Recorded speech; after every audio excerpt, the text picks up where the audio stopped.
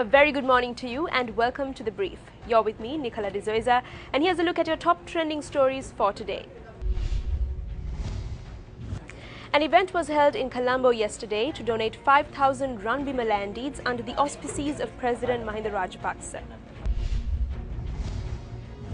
The event, which was held at the Sugardasa Stadium in Colombo, marked the 13th phase of the program to donate land deeds. The Presidential Media Unit noted that the Land Reforms Commission has distributed over 50,000 deeds over the past 7 years. A total of 500,000 deeds have been distributed in total by all governmental organizations.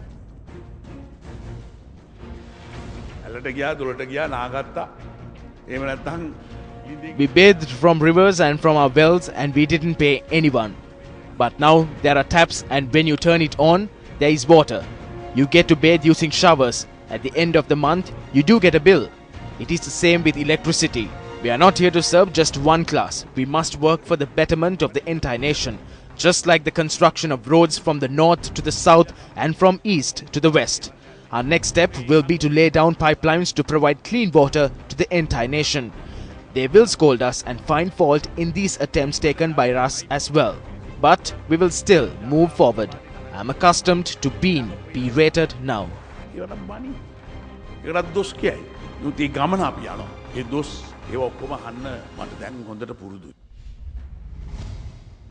According to international media reports, President Mahinda Rajapaksa says that Sri Lanka will deny visas to UN investigators probing into accusations of war crimes. According to Reuters, President Mahinda Rajapaksa has stated, quote, "We will not allow them into the country," unquote, and added that any cases of missing persons or allegations of misdeeds will be investigated through the local panel. Responding to outgoing UN Human Rights Chief Navi Pillai's statement that the UN probe could still go ahead without travelling to Sri Lanka, the president had stated that no one other than the people who want the investigation would take it seriously. 2 more members were appointed to the Presidential Commission investigating cases of missing persons in Sri Lanka. The 2 members are Professor Avdash Kaushal, an Indian human rights activist, and Pakistani national Ahmad Bilal Sufi, a former caretaker federal law minister in Pakistan and an international law expert. Leader of the JVP charges that commissions appointed since 2005 have proved to be of no use.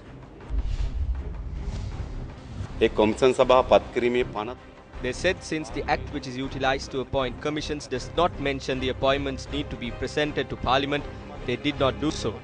I would like to know whether there is a clause in the act which states that this does not need to be presented to Parliament.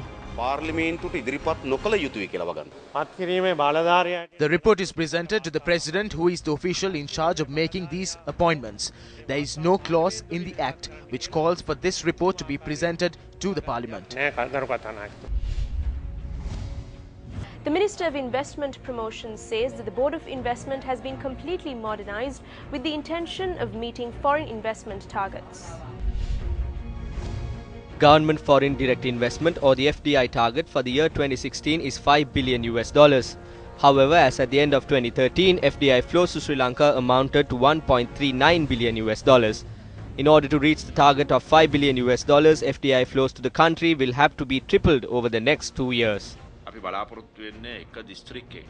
It is our hope to implement a plan to establish at least 5 factories in every district. We are hoping to supply the necessary facilities for rural areas through this plan. Investors will be able to obtain the land and make payments over several years. We will build the factories and provide utilities. We have prepared a system where the investor can make payments over time.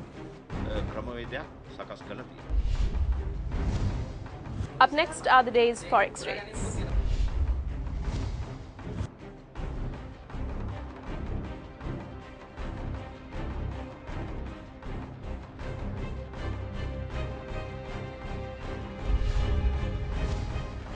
Well, that's a wrap of the brief for today. Thank you for joining us. For the Newsfirst team, I'm Nicola De Zoiza, reminding you to always stay briefed.